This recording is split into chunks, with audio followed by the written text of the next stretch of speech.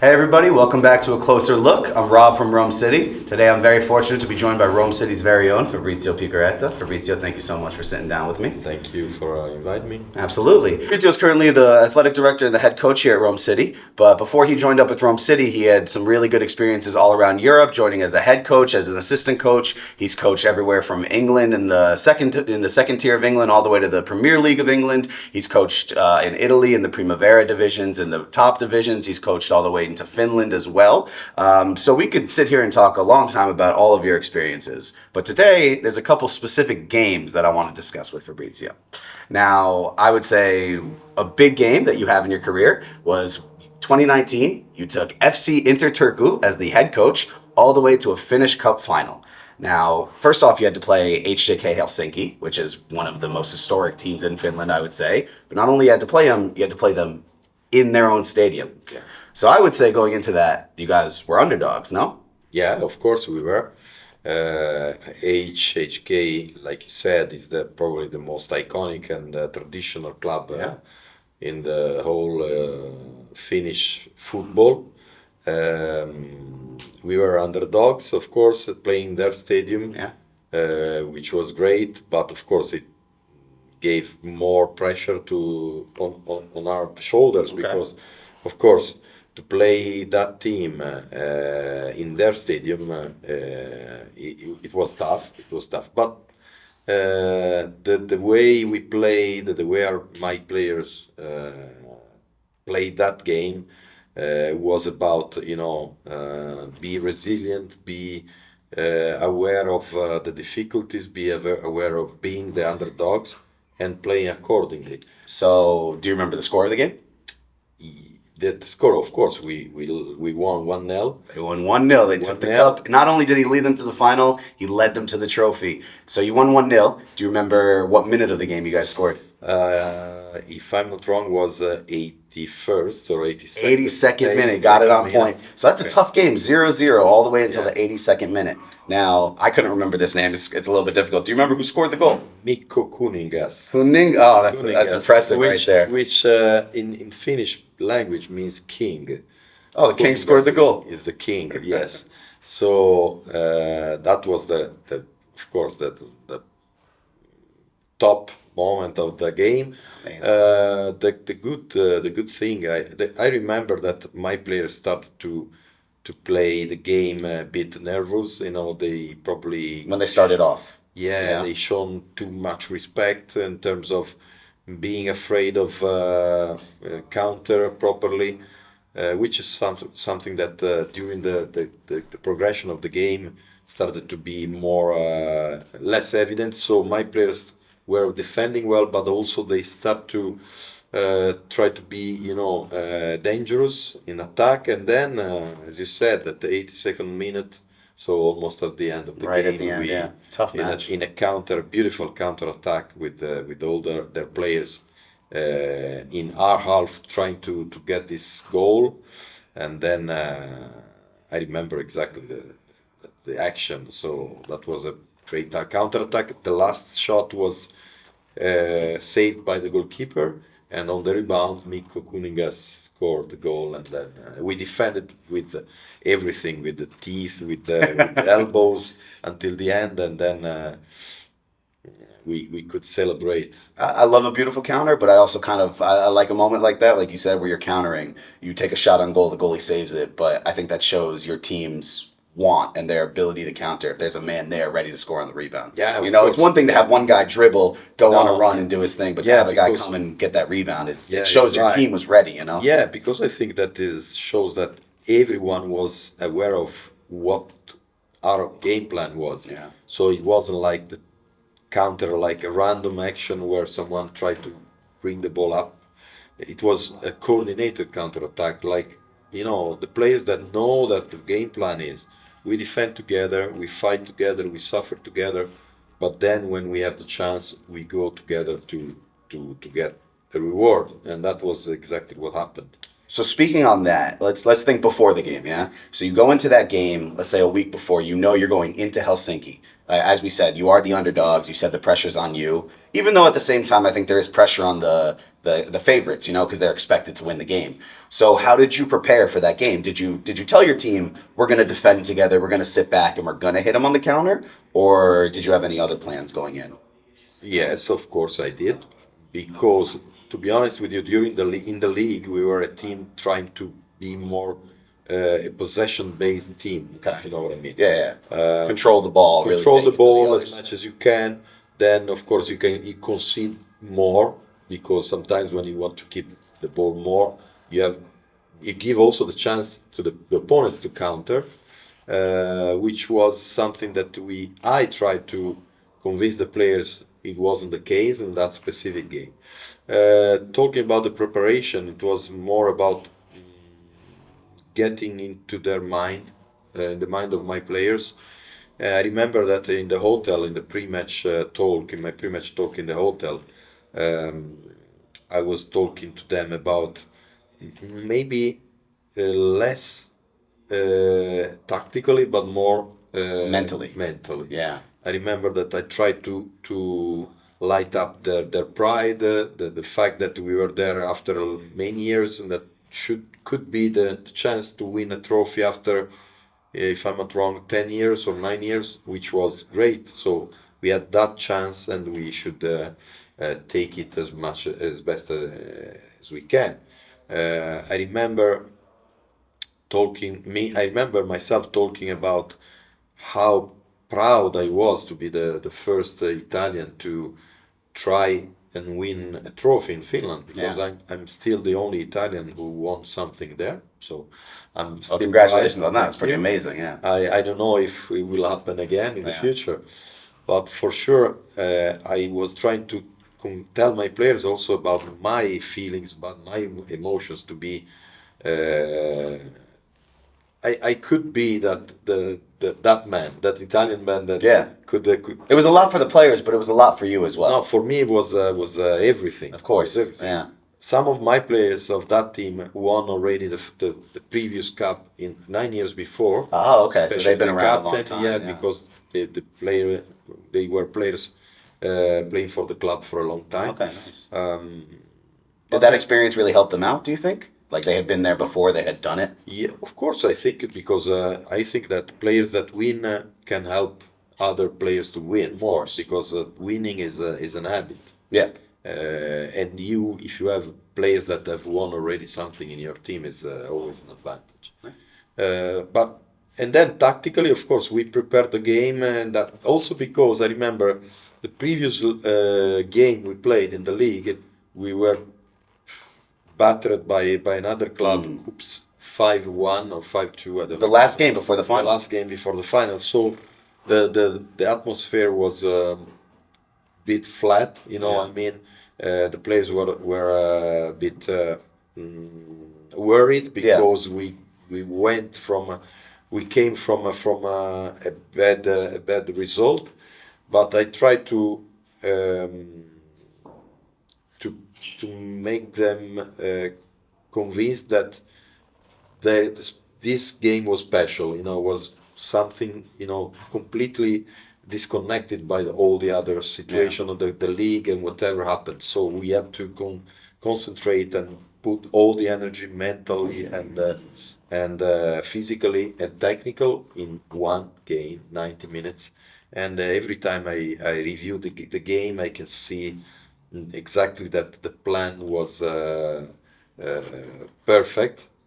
Of course, my plan was that one, but the good thing was that the players performed the plan. Of course, you can have a plan, doesn't mean it's going to work. Of course. So now we're talking in the game.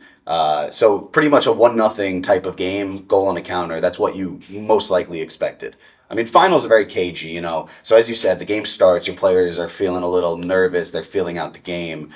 But more or less what you expected was them to attack, you guys to sit and defend, and to win your chances. Of course, me and my staff studied the position. So they were a team with players that like to have the ball most of the time. Dangerous attackers, but especially they had a player who was one of the best players in Finland at the time, who was renowned to be a bit to get nervous if things don't go well. Oh, really? That's what he was known for. Yeah. Okay. So we also try to go Get in under his head a little skin, bit, you know, yeah. And but this is something That's that football. happened in Yeah, football. it's football.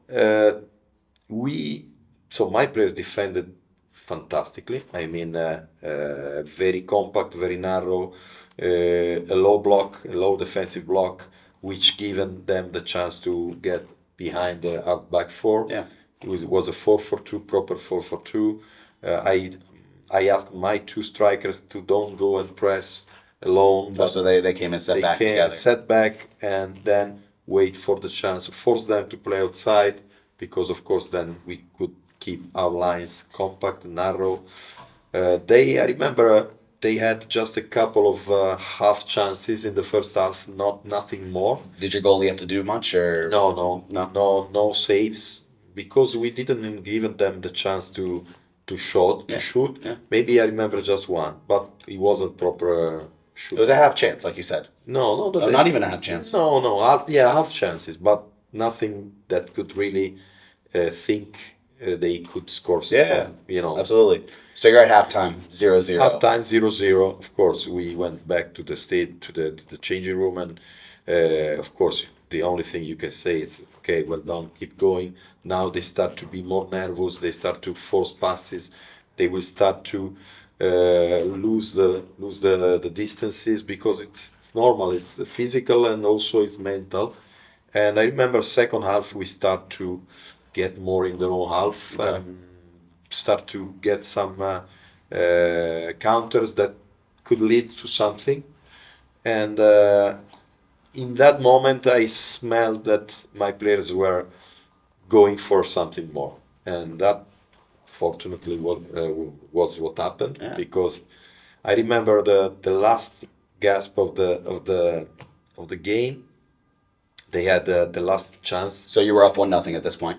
One And they're pressing, obviously, of course. They throwing were everything. trying to of course to draw, and at the last we were already in the extra time, and they had the last chance to kick this long ball from a free kick. They brought also their goalkeeper, trying to, Of course. get the You ball. throw the kitchen sink, you know? And from the rebound, my one of my players had the ball outside of the box, and one HJK player took a shot who went out. That It just missed.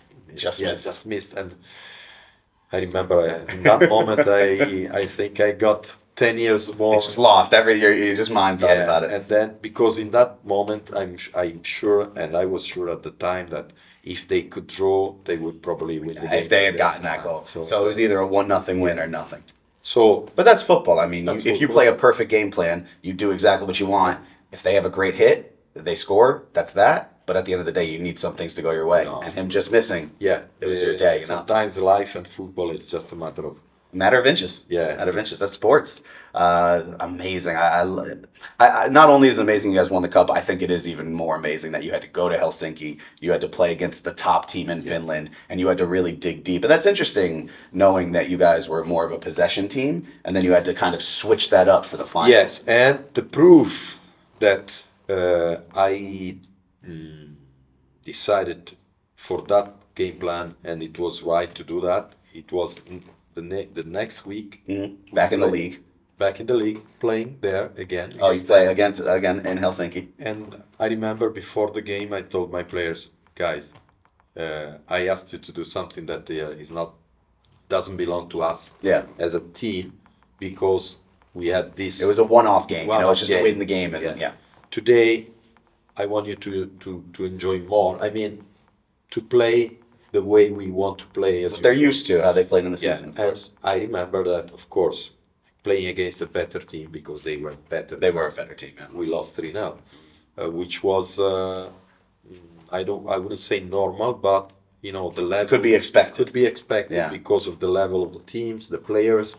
They were top of the league, so Um, Sometimes you have to, if it to take something like a cup, Yeah. probably you have to give up a bit your principles for just for one day, because you have to always be aware that there are players and teams that are better than you, and then course. you have to play a different way. I don't think it's right to do it in a long term, but For a one-off cup game. cup game. So, speaking of cup games, I remember you telling me, I don't want to get too into any of the specific games, but you told me personally you had a really great run when you were coaching Swindon Town in Yeah. League Two in Yeah. England. So, you guys went to, I believe, a League Cup final. Yeah. Correct. So, I mean, once again, you're in the cups, right? So, were there moments where you were playing against teams that were in the higher league, in a better league, and you maybe had to play once again as an underdog, where you didn't play what you're used to, but you played to win? Uh, my experience at Swindon was different, especially because, of course, I was assistant and I wasn't the Yeah, head of coach. course. But I remember that talking about final is different. A final is a one-off. Mm-hmm. I remember playing as underdogs, but very, very much underdogs. Bigger underdogs. Bigger than when you're underdogs. with Inter Turku versus When Helsinki. but when we at Swindon we were in League Two and we played Wigan. They were in the Prem at the time, yeah, right? Yeah, we played 2011, 2012. Yeah, or we played Burnley was Championship. We played Leicester in Championship. So these are literally a different league above. Different Yeah, league. yeah. So is very bigger underdogs. So, but I remember playing against Wigan, for example.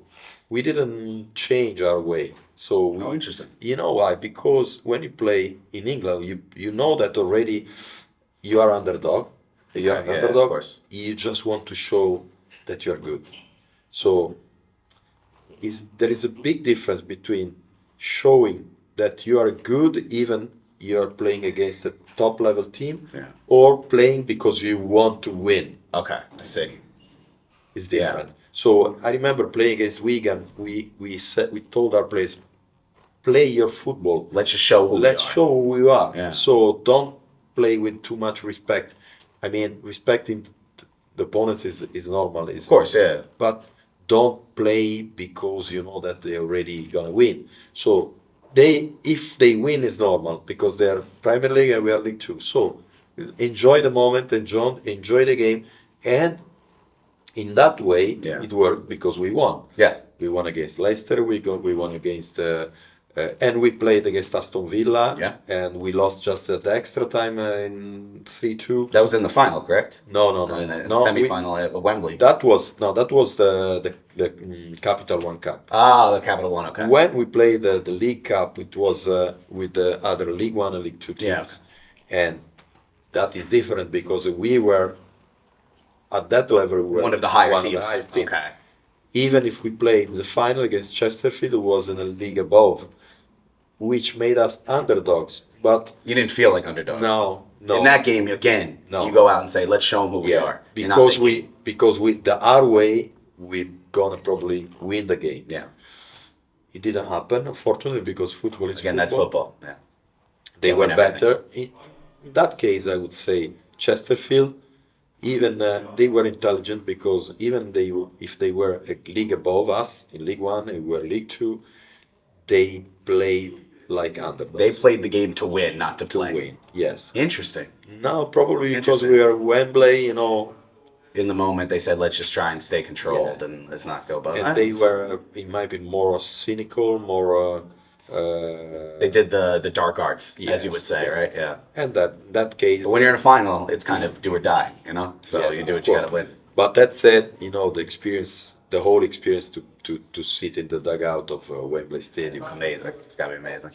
is a gold. So staying in England, after Swindon Town, you were the assistant to Paolo Di Canio, and then Paolo Di Canio and yourself went to Sunderland very soon after. So in 2013, this is a game I wanted to talk to you about for a while. So it was, I believe, your second game in charge. Newcastle. It was the Toon Derby, one of the biggest derbies in all of England. And Sunderland was playing Newcastle. And in 2013, Newcastle was a very good team. It was. They had Papi Cisse was playing amazing. Alan Pardew was their coach. They had Johan Cabai. Very good team. Yes. And they came into that game, I believe, having won 4 of their last 5. Yes. And Sunderland, on the other hand, you guys kind of came into a rougher situation. It was a near relegation battle. Yes. And it was second game in charge. Second game, I remember our first game in charge was when Chelsea away. That's a tough game to come into. So you're leading into that game. Newcastle was a very good team at the time, won 4-5. And similar as before, you had to play Chelsea the week before, as you mentioned. That's a very tough game. So what was the feeling like going into that game against Newcastle? How did you and Paolo prepare the players, prepare yourself? What is the lead up to a game like that? Yeah, it was an interesting week. As I said, coming from our first game in charge, Chelsea away, where we lost, but we showed that the team was alive. You know, the players. I remember, even if we lost, our players came back from that game with a good spirit, and preparing the game was all about, of course, especially Paolo. According to his character, he was, lighting up. So it was about the mentality, the fire inside the players. The pride, because Paolo, of course, it was about.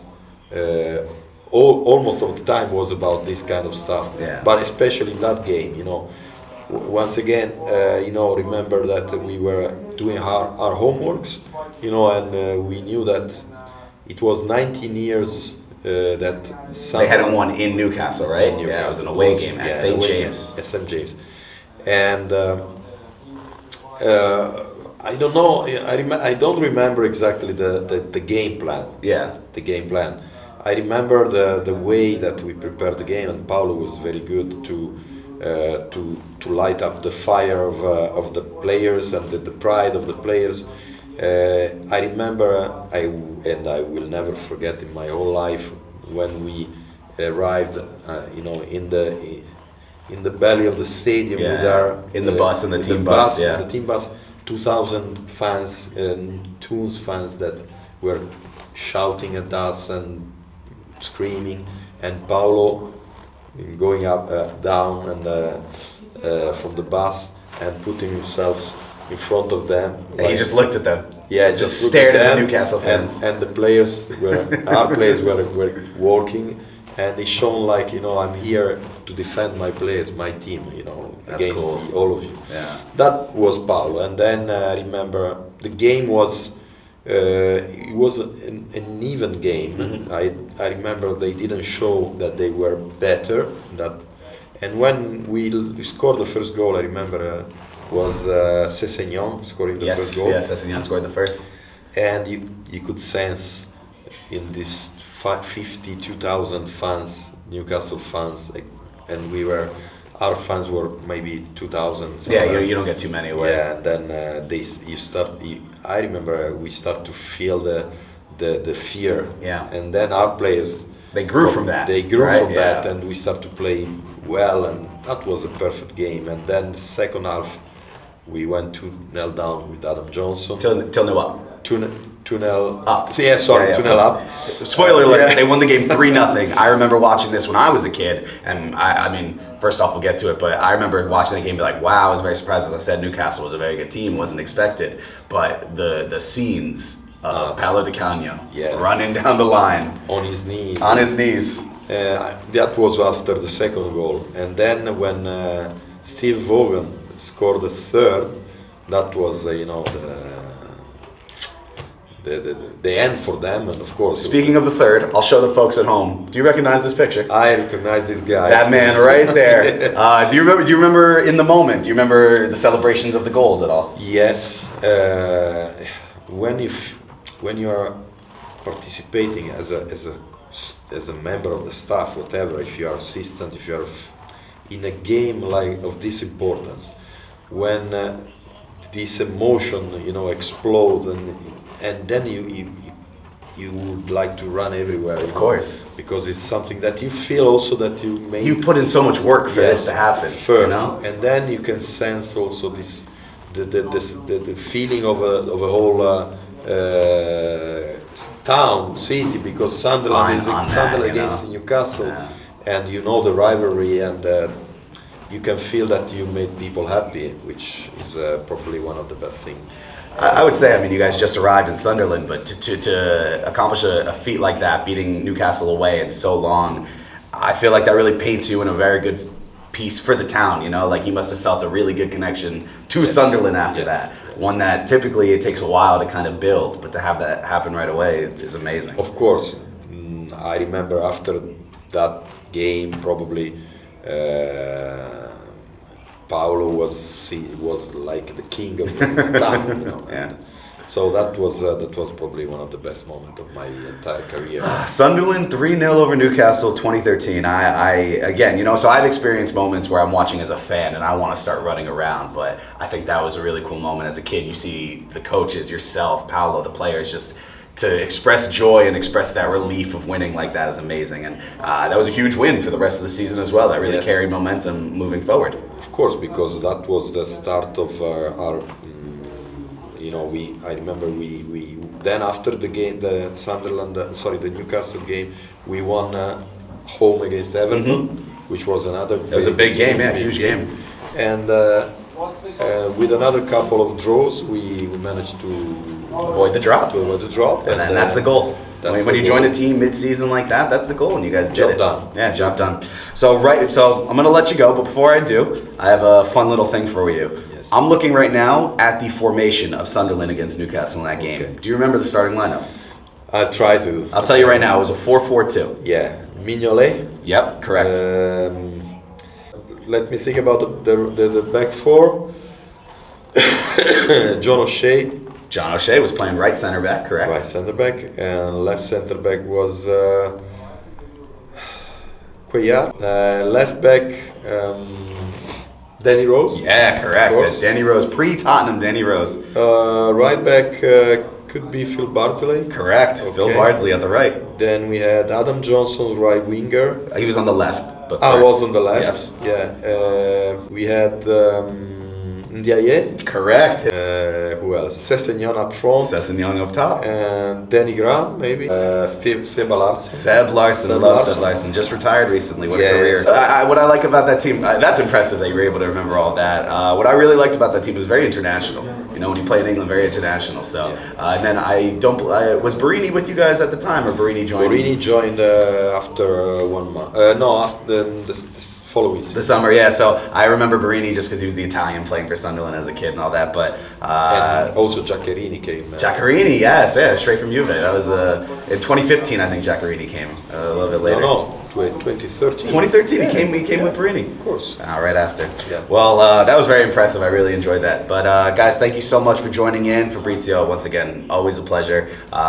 Just to hear Rob, for having remind me the memories. The memories and these two games. I love hearing about these stories. I mean, you've told me some other ones as well in practice. He's told me that one time he had to put Paolo on his shoulders so they could recreate Peter Crouch in the throw-in. We can talk about the next. There's more stories, and I always really love talking with you about them and getting to hear the inside of a mind, because I've seen this on TV, but it's different. You were on the pitch experiencing it. So, guys, this has been a Closer Look with Rome City. Thank you so much for listening, and we'll talk to you soon.